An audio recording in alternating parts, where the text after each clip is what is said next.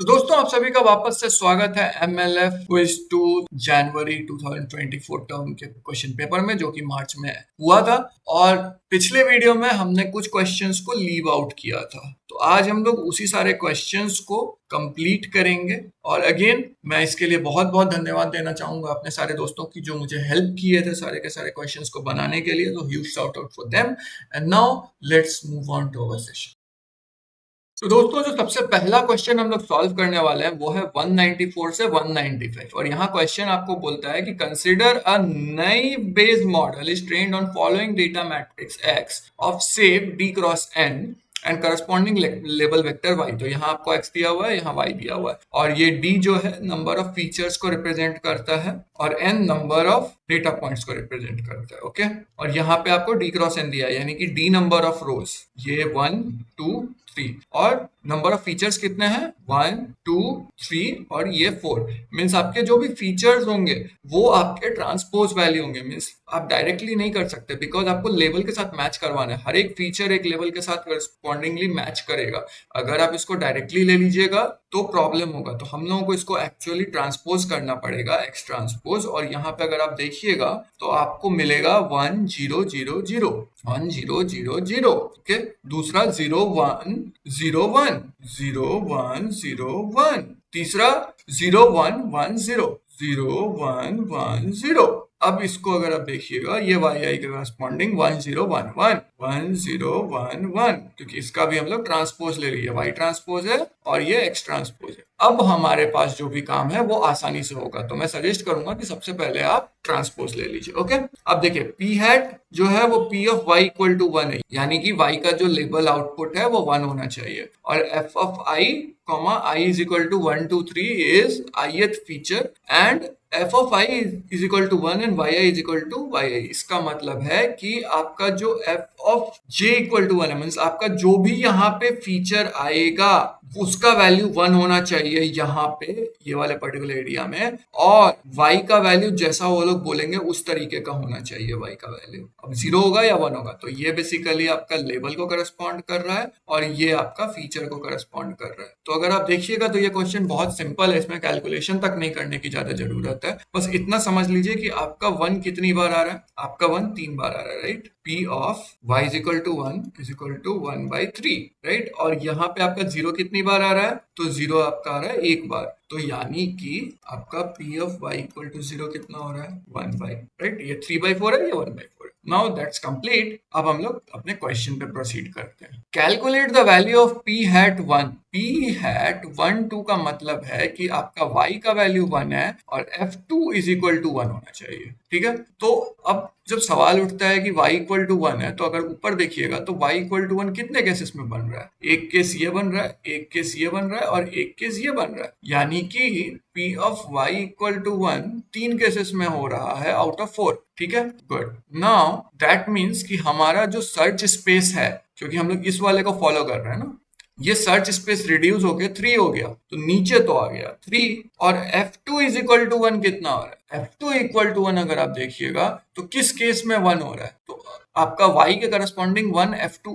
में कहाँ पे हो रहा है, ये F2 है, ये F3 है, ये F1 है। ओके, तो F2 में आपका 1 कहाँ पे हो रहा है, तो F2 में आपका 1 यहाँ पे हो रहा है, राइट, और यहाँ पे हो रहा है। लेकिन यहाँ पे करस्पॉन्डिंगली 0 है, तो ये तो गलत हो जाएगा, यानी एक ही। तो 1/3 इज इक्वल टू 0.33, राइट। और अगर आप देखिएगा तो ये उसी रेंज के अंदर आ रहा है, ये रेंज है बाय द वे, ठीक है। और इसका वैल्यू हमेशा एक खासियत है कि ये हमेशा मिड पॉइंट के आसपास कहीं पे वैल्यू होता है इसका, जो करेक्ट आंसर होता है। तो 0.33 सही आंसर है। और अगर आप फिर भी नहीं समझ रहे तो मैं इसको सिंपल तौर पर समझाता हूँ। ये बेसिकली ये हो रहा है 1 2 है ना, तो आप बेसिकली ये निकाल रहे हैं P of F2 is equal to 1 given y is equal to 1। Means आपको y इक्वल टू 1 गिवन है, क्या प्रोबेबिलिटी है कि F2 भी 1 होगा, तो वो आपको डेटा से मिल सकता है, राइट। लेकिन कुछ केसेस में आपको ये डेटा नहीं मिलेगा, तो अब आप क्या करिएगा, तब आपको दूसरा स्ट्रेटेजी यूज करना होगा और तब आपको बेस थ्योरम लगाना पड़ेगा। Now moving on to our 195 question. तो 195 क्वेश्चन में भी अगेन सिंपल टाइप का ही क्वेश्चन है। अब बोल रहा है P ऑफ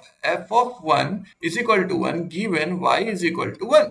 यानी अगेन आपका search space y equal to 1 तक रिस्ट्रिक्टेड है, तो 3 था, और f ऑफ 1 इक्वल टू 1 कितनी बार आ रहा है, तो ये भी हम लोग देख लेते हैं। एफ ऑफ वन एक यहाँ पे आ रहा है आपका, और कहीं आ रहा है नहीं, यहाँ पे 1 ही है, तो अगेन 1/3 आ जाएगा, और इसलिए अगेन इसका आंसर 0.33 होगा। और आप अगर इसका एक्चुअल आंसर भी चेक करिएगा तो ये उसी रेंज में लाई कर रहा है। So that's it for question number 194 and 195। Now moving on to our next question. तो दोस्तों नेक्स्ट क्वेश्चन हमारा आता है 196 और 197। अगेन इस क्वेश्चन को करने के दो तरीके हैं। पहले सिंपल तरीका देख लेते हैं, फिर मैं आपको कॉम्प्लेक्स वाला तरीका भी बता दूंगा जिस तरीके से आप इसको कीजिएगा। बट वो तभी आप अप्लाई कीजिएगा जब आपका नंबर ऑफ सैंपल्स बहुत बड़ा हो, या आपका जो ये मैट्रिक्स फॉर्म होगा वो काफी बड़ा हो। ठीक है, तो यहाँ पे आपको बोलता है consider a data set with following data point and target variable. तो इसको इग्नोर कर दीजिए, ये आपका डेटा पॉइंट है और ये आपका टारगेट वेरिएबल। आप देख सकते हैं सिंगल वेरिएबल केस है, ज्यादा उतना लफड़ा नहीं है। ठीक है, linear regression model is given by y is equal to w0 plus w1x। Assume that leave one out cross validation technique is applied. तो वैलिडेशन टेक्निक के लिए हम लोग क्या यूज कर रहे हैं, leave one out. Leave one out का खासियत क्या है कि आप एक को लीव करेंगे, बाकी सारे को ट्रेन करेंगे और उस पर फिर वैलिडेट करेंगे इस पर्टिकुलर वाले सेक्शन पे। ओके, नाउ क्वेश्चन नंबर 196 आपको बोल रहा है कि आपको W1 का वैल्यू ऑब्टेन करना है जब third sample validation data point के लिए यूज हो रहा है। तो इसका मतलब है कि हम लोग 1, 2 और 4 डेटा पॉइंट के साथ काम करेंगे, बट हम लोग थर्ड डेटा पॉइंट को एक्सक्लूड कर देंगे। तो आफ्टर डूइंग दैट, अगर आप यहाँ पे देखिएगा तो you have first data point, you have second data point, इसको एक्सक्लूड किया तो यू हैव 4 डेटा। तो आपका जो एक्स मैट्रिक्स बनेगा वो बनेगा 3, 0 एंड 6, और वाई मैट्रिक्स आपका बनेगा 8, 3 एंड 13। और अगर आप इसको इस इक्वेशन पे फिट करने जाइएगा तो यू विल गेट y का value 8 is equal to and w0 हम लोग को अननोन है इस केस में, तो w0 प्लस w1x। तो w1x है, इसका मतलब हम लोग का w1 तो वही का वही रहेगा, x का वैल्यू हम लोग पुट कर सकते हैं, तो 3 पुट किया। उसके बाद यहाँ पे अगर आप देखिएगा तो 0 इज इक्वल टू 3 है, तो यानी 3 is equal to w0 plus w1 into 0। And third वाले के लिए क्या है, 13 is equal to w0 plus w1 into 6, right. तो अगर आप देखिएगा तो ये वाला टर्म तो चला गया 0, यानी कि w0 का वैल्यू हम लोग को मिल गया 3, तो w0 हमारा 3 हो गया। तो अब अगर आप इसको देखिएगा तो आपको क्या मिल रहा है यहाँ पे, 8 is equal to 3 plus w1 into 3, right. तो अगर मैं इसको ये करूंगा तो 8 minus 3 by 3 is equal to w1, so that gives like 5 plus 3 is 8, so 5/3, and that gives 1.66, so that lies in this range, so that's the right answer। अब यहाँ पे हमारा हो गया ये वाला कंप्लीट। अब सी नेक्स्ट क्वेश्चन क्या है। तो नेक्स्ट क्वेश्चन बहुत सिंपल बोलता है 197 number, what will be the predicted value of the left out data point. तो लेफ्ट आउट डेटा पॉइंट हमारा थर्ड पॉइंट था, राइट। थर्ड पॉइंट को हमने लेफ्ट आउट कर दिया था। थर्ड डेटा पॉइंट को लेफ्ट आउट अगर हमने किया था तो यहाँ पे 5, 12 आएगा, राइट। तो 5,12 हमारा है, याद रखिएगा ये हमारा y है, ये हमारा x है। अब अगर आप इसको देखिएगा तो आपका इक्वेशन बहुत सिंपल बन चुका है। w0 आपका 3 था और w1 जो आपको आया वो आया है 5/3। Now moving on to equation, just we will put it. तो अगर आप इसको देखिएगा तो आपको मिलेगा यहाँ पे 3 प्लस 5/3 इंटू 5, एंड दिस 12 आप सोच रहे होंगे कि ये 12 क्यों नहीं पुट किया, because this is actual value. हम लोगों को वाई प्रेडिक्शन चाहिए, राइट। तो वाई प्रेडिक्शन के लिए हम लोगों को उस तरीके से जाना पड़ेगा। एंड नाउ अगर मैं इसकी कैलकुलेशन करूं तो यहाँ पे आपका आ रहा है 3 plus 1.66, right. This times 5 and that will give you some value near to 11.3, okay, so this is also done। Now अब अगर आपका ये डेटा मैट्रिक्स काफी बड़ा बन जाता है, यानी कि ये 3x3 या d×d आ जाता है, तब आप इसको कैसे कीजिएगा। तो आपको w1 निकालने के लिए simply xx transpose inverse xy निकालना पड़ेगा। So you have to do that, और यहाँ पे उसकी जरूरत नहीं है। और मेनली इस टाइप के क्वेश्चन में ये देखिए कि क्या x कहीं पे भी 0 हो रहा है और क्या y उसके करस्पॉन्डिंग 0 नहीं है। अगर हाँ, तो ये वाला मेथड यूज करना ज्यादा प्रेफरेबल है, बिकॉज फिर आपको आसानी से w0 मिल जाएगा और w1 भी मिल जाएगा। सो क्वेश्चन नंबर 196 और 197 कंप्लीट हो चुका है। इसी के साथ चलते हैं अब नेक्स्ट क्वेश्चन की तरफ। तो दोस्तों अब हम लोग आ गए क्वेश्चन नंबर 198 में, और यहाँ पे आपको बोला है kernel regression with polynomial kernel of degree 3 is applied on the data set x, y. Let the weight vector be given by w is equal to phi of x times this value transpose. Here phi of x is a transformed data matrix whose ith column is phi of xi. What will be the prediction of data points 0, 0, 0, 0 transpose? Again ये आपका column vector बन जाएगा। ये basically ये बोल रहा है कि फाई ऑफ एक्स जो है ट्रांसफॉर्म डेटा मैट्रिक्स है एक्चुअली में, और उसका ith column phi of X of I में, ये बेसिकली आपका कर्नल मैट्रिक्स का ith एलिमेंट के बारे में बात। अब जब आप ये समझ गए तो सबसे पहली चीज जो यहाँ पे देखने वाली है वो ये कि पॉलिनोमियल कर्नल कौन सा है। अब यहाँ पे आपको 3 बोल सकता है, यहाँ पे आपको 2 बोल सकता है, यहाँ पे आपको n बोल सकता है, यहाँ पे आपको गॉसियन भी बोल सकता है, ये सारे के सारे पॉसिबिलिटीज, बट यहाँ पे हमें 3 बोला है तो हम लोग 3 के साथ जाएंगे।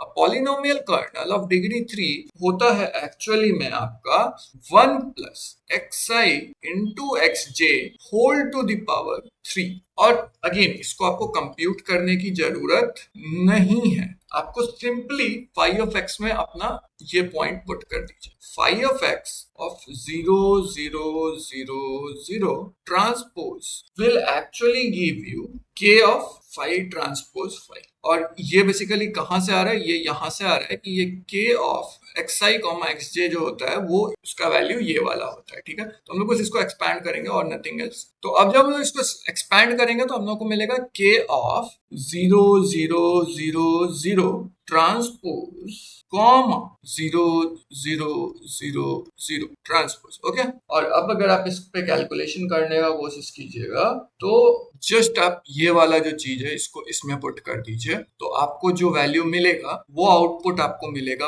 1 कॉमा 1 कॉमा 1 कॉमा 1। इसको आपने ट्रांसपोज कर दिया। नाउ आपको बस इसको पुट करना है इस वाले इक्वेशन में जो कि यहाँ पे दिया हुआ है आपका। तो ये देख सकते हैं 5x हमने निकाल लिया अभी अभी जस्ट, इसका वैल्यू हमारा आ रहा है 1 comma 1 comma 1 comma 1।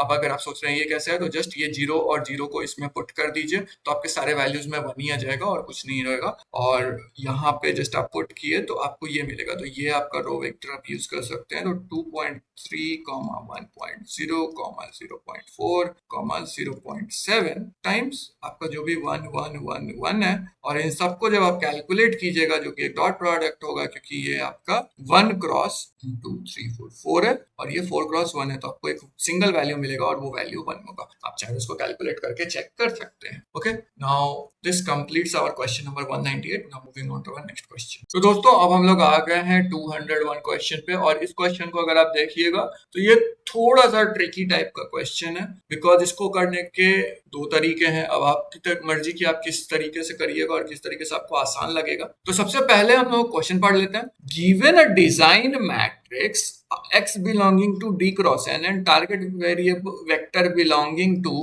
r into n cross 1, where d represents the number of features, n represents the number of data points and data is defined as this।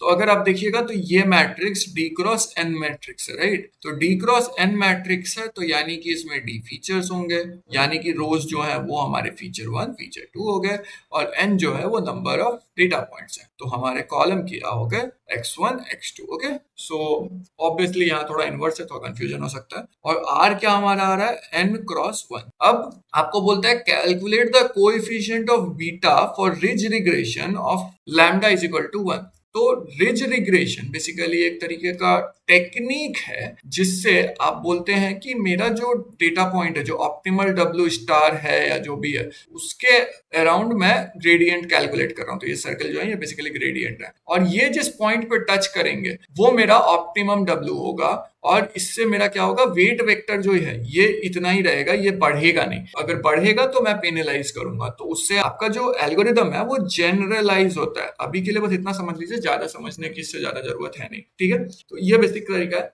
अब अगर आप देखिएगा तो यहाँ पे आपको d क्रॉस n है, यहाँ n क्रॉस 1 है, और अगर आप लेक्चर देखे होंगे और आपको याद होगा तो रिज रिग्रेशन हम लोग ऐसे कैलकुलेट करते हैं, x ट्रांसपोज जो कि कोवेरिएंस मैट्रिक्स है plus lambda i inverse xy, right. यही हमारा तरीका। अब अगर आप इस तरीके से जाइएगा तो ये क्वेश्चन बनेगा नहीं। तो जैसा कि हम लोगों ने पहले भी देखा है, अगर ऐसा है तो हम लोग को मैट्रिक्स डायमेंशनैलिटी मैच करवाना पड़ेगा। तो दूसरे तरीके में हम लोग x transpose x plus lambda i inverse x transpose y करेंगे, और उसको करने पे फिर आपका ये क्वेश्चन बनने लगेगा। अगर ये क्वेश्चन को भी आपको इसी तरीके से बनाना है तो आपको यहाँ पे 2 चेंजेस करने पड़ेंगे। पहला चेंज, इनवर्स हटा दीजिए बिकॉज वो टाइम कंज्यूमिंग है। दूसरा, यहाँ पे जब आप इसका कैलकुलेशन कीजिएगा तो आपको जो मैट्रिक्स मिलेगा, अगर आप फिर भी उसका इनवर्स निकालना चाहिएगा तो आपको RREF यूज करना होगा, रिड्यूस्ड रो एचेलॉन फॉर्म। ठीक है, होप कि आपको पता हो कि वो कैसे यूज करते हैं। नाउ मैं इस सेकंड तरीके से जाऊंगा बिकॉज ये सेकंड तरीका ज्यादा आसान मुझे लग रहा है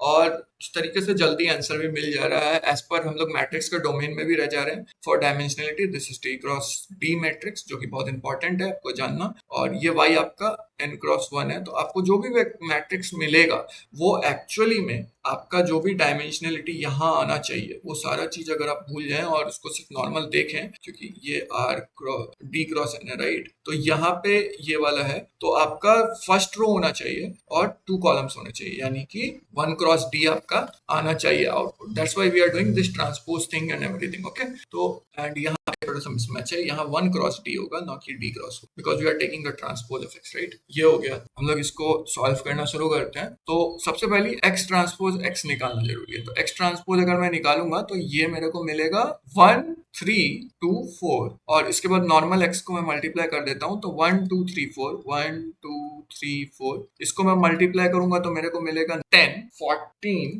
14 एंड 20। ओके, अब ये तो हो गया, लेकिन मेरे को लैम्डा भी तो ऐड करना है, क्योंकि हमारा इक्वेशन क्या है, X transpose X plus lambda I inverse X Y right. तो यहाँ लैम्डा आई है, तो मैं इसको प्लस लैम्डा आई से ऐड करूंगा, तो लैम्डा आई क्या है, लैम्डा आई है 1 0 0 1। So now you will get like 11 14 14 20। सो आपने ये भी कर लिया। अब आपका काम है एक्स ट्रांसपोज वाई निकालना राइट। तो एक्स ट्रांसपोज वाई अगर आप निकालना चाहते हैं तो उसके लिए जस्ट आपको एक्स ट्रांसपोज अगेन करना है, तो ये वाला इक्वेशन हम लोग यूज करेंगे 1 3 2 4, जो ऊपर वाला था क्योंकि ये हमारा एक्स ट्रांसपोज है और ये एक्स है, टाइम्स y का वैल्यू 3 और 5 है। सो 3 एंड 5 अगर इसको आप कैलकुलेट कीजिएगा तो आपको मिलेगा 18 26, 18 एंड 26 मिल गया, आपको सारा कुछ मिल चुका है। Now the time is to calculate the inverse of this. तो X transpose X plus lambda I inverse करिएगा तो आपको मिलेगा 1 बाई 11 इंटू 20 माइनस 14 स्क्वायर,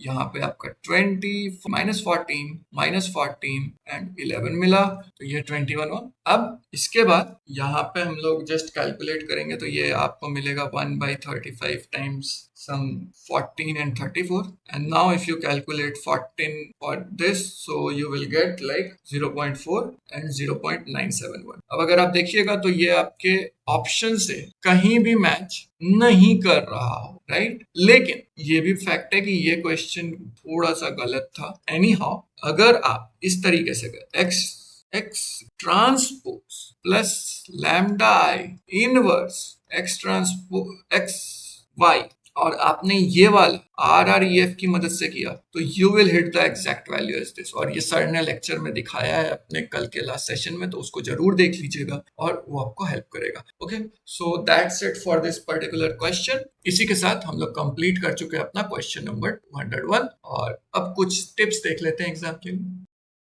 तो दोस्तों अगर आप देखिएगा तो MLF में जितने भी क्वेश्चंस थे हमारे, इसमें 10 क्वेश्चंस लिखा है, बट 10 नहीं, इसमें 13 क्वेश्चंस हैं। एनीवेज, तो उसमें जितने भी मैक्सिमम है वो थ्योरी क्वेश्चंस हैं और कुछ ही आपके प्रैक्टिकल क्वेश्चंस हैं, यानी कि इसमें कैलकुलेशन। तो थ्योरी को पहले कीजिए, प्रैक्टिकल को बाद कीजिए, बस इतना ही मैं सजेशन दूंगा।